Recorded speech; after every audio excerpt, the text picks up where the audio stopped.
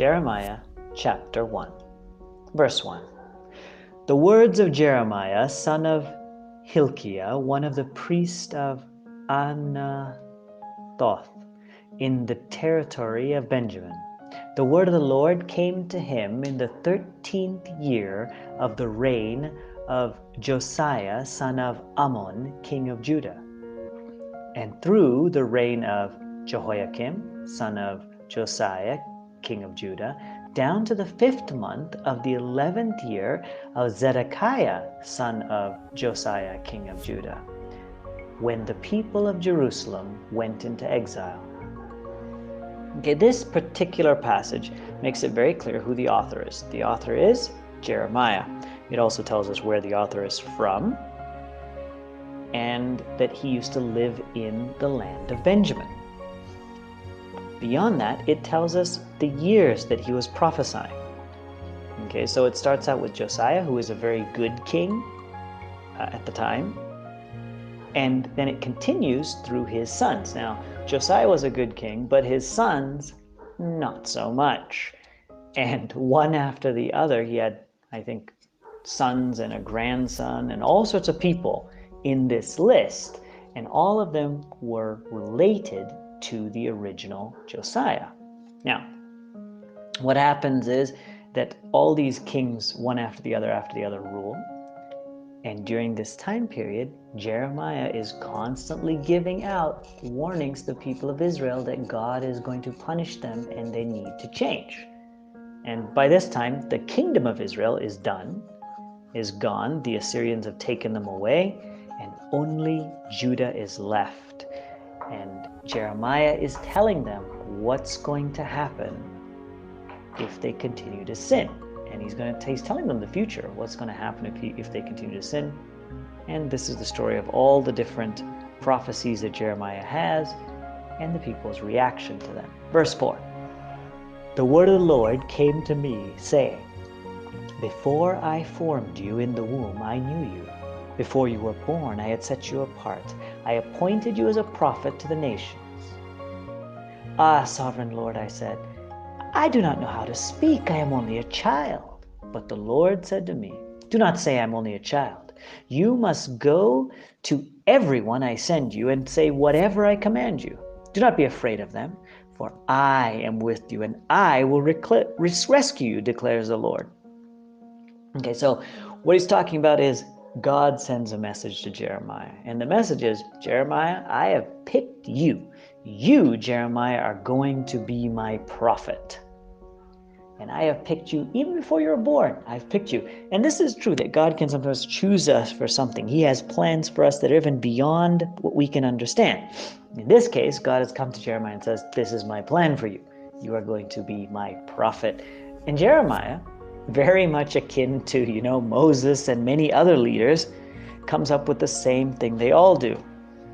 I don't speak well, or I'm too young. So he's using I don't speak well and I'm too young as his excuses. But in verse 7, God comes back and says, Don't say that. I chose you, and you have to do what I tell you to. I'm going to send you places and you're going to say things and you're going to do it. And you don't need to be afraid because I'm with you. And that's the important point. He's saying, don't be afraid. I am with you. Doesn't matter how old you are. I am the one sending you.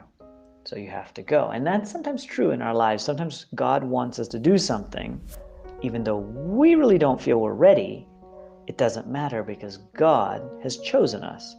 And if God chooses us, He has given us the ability, or He will give us the ability to fulfill what we need to do. Verse 9. Then the Lord reached out His hand and touched my mouth and said to me, Now I have put my words in your mouth. See, today I appoint you over the nations and the kingdoms to uproot and tear down, to destroy and overthrow, to build and to plant. So God is like assuring Jeremiah, touches his tongue, touches his mouth and tells him that, I'm putting my words in your mouth. Now, this is also found in other parts of the Bible where God touches people's mouth or tongue to point out that He's giving them His words. It's a symbolic gesture. Okay, but he not only says that, he indicates the power he's going to bring or give to Jeremiah. And the power is Jeremiah will be able to destroy and build up nations, basically destroy and build things, not because Jeremiah is good at it, or not because Jeremiah has these powers, because God is prophesying what's going to happen, and Jeremiah is going to be the one to tell these prophecies. So he is going to be just like a man with all the power, because he's going to be telling what's going to happen before it happens. Verse 11. The word of the Lord came to me and said, "What do you see, Jeremiah?" "I see a branch of an almond tree," I replied. Then the Lord said to me, "You are correct, for I am watching to see that my word is fulfilled." Okay, so this is Jeremiah's first vision that God is sending him. Okay, and God asked him, "What do you see?" And Jeremiah replies, "The branch of an almond tree." Now, for us, we don't see a connection between the branch of an almond tree and God's reply, "Oh yes, you're right, I am watching."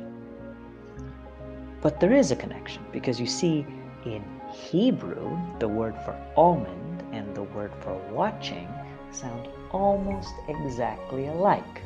So what God is doing here, he's doing a little bit of wordplay, or you could consider it like a joke, or playing a trick with the words, so that so Jeremiah gets it. Okay, there's only one letter difference in between the word for almond and the word for watch. And the interesting thing is that one letter doesn't even come when you write. It only comes when you say the word. Because when you write, the Hebrew is written very differently than most languages. In Hebrew, you don't write down the vowels. You only write down the consonants. Okay? So in between these two Hebrew words, which is the word for almond and the word for watch, there's only one vowel difference. So when you see them written, they look like the same word. So God is making a joke kind of on the names. He's trying to use it in a way so that Jeremiah will understand and Jeremiah will pay attention. So the almond tree is connecting to the word watching. Okay, also the idea of the almond tree budding is like something growing, something becoming bigger, something becoming greater, which is kind of what's going to happen with Jeremiah's words. They're going to be revealed, it's going to grow, it's going to bud, that kind of idea. Verse 13. Then the word of the Lord came to me and said, "What do you see now?" "I see a boiling pot tilted away from the north," I answered. The Lord said to me, "From the north I will pour out on all those who live in this land a disaster. I am about to summon all the peoples of the north, declares the Lord. Their kings will come and set up their thrones at the very entrance of the gates of Jerusalem. They will come against all her walls surrounding them and against all the towns of Judah. I will pronounce my judgment on my own people, because of their wickedness in forsaking me, in burning incense to other gods, and in worshiping the things that their own hands have made." Okay, in this section, it's Jeremiah's second vision. And the second vision is of a pot that's a little bit tilted. So if a pot is tilted and it's boiling and stuff, that means stuff is going to flow out of it. And that's a connection between that and the word poured in the next. And the direction north, so it's pouring away from the north. So it means the south side is pouring on and it's hitting the ground. And that's very similar to what's going to happen to the people of Israel, because the armies of the enemies traditionally came from the north. Now some maybe could come from Egypt, but Egypt wasn't really very powerful at this time. However, the guys in the north, super powerful. And that's what happens to the people of Israel. The armies come in from the north, and the armies, just like God says in verse 15, the army then surrounds them.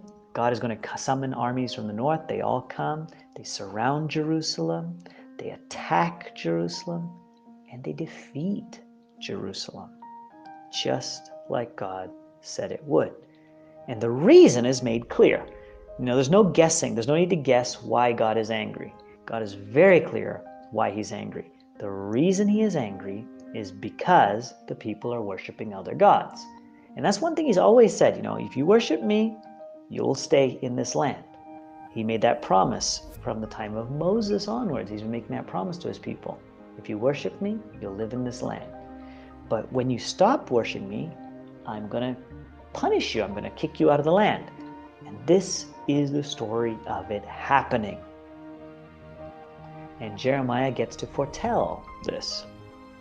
Not the greatest thing to have to foretell. I'm sure the kings and rulers hated him. But in verse 17 through 19, you're going to hear why Jeremiah had to do it. 17, get yourself ready. Stand up and say to them, whatever I command you, do not be terrified by them, or I will terrify you in front of them all. Today I have made you like a fortified city, an iron pillar, a bronze wall to stand against the whole of the land, against the kings of Judah, its officials, its priests, and the people of the land. They will fight against you, but then not be able to overcome you. For I am with you and will rescue you, declares the Lord. Okay, so God is giving him a few things. He's telling him a few things, trying to explain a few things. One, you have to go and say the things I tell you to. And it's kind of a threat because he says, if you get afraid and you run away, I will give you something to be afraid. It's like, a mother or a father and the child is complaining, no, I don't want to do this. It's boring. I don't want to do it. I hate it. And the guy says, I don't want to do it. And the kid keeps grumbling. And the parent says, okay, you want to fight? You want to cry? You want to complain? I will give you something to cry about. And that's a threat. You see, I don't know if it's a threat in all languages, but in some languages, that's a big threat. Like a child is crying or a child is fussing, and the parent will turn and says, you want to fuss? You want to cry? Okay, I will give you something, which makes it clear that the parent is planning to spank or do some punishment to the child that will be so bad the child will really start to cry. So in this case, God is telling him, don't be afraid. But if you are afraid and you run away and you don't do what I tell you, then I will give you something to really be afraid of. So God is saying, if you try to run away and not tell people what I've told you, then I will cause you so much problem that you really will have something to be afraid of, namely me, God. Now, he does reassure Jeremiah. He says, Jeremiah, look, I am going to make you super powerful, super tough. You will be like iron. You'll be like bronze. They won't be able to defeat you.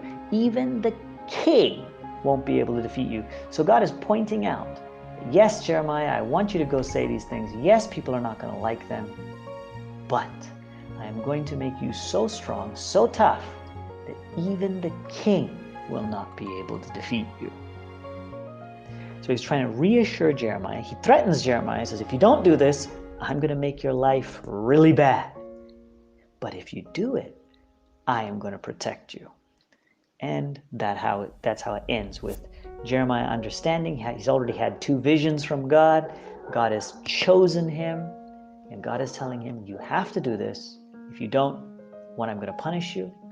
But if you do, I'm going to make you so they cannot defeat you. And with that, he closes the first chapter.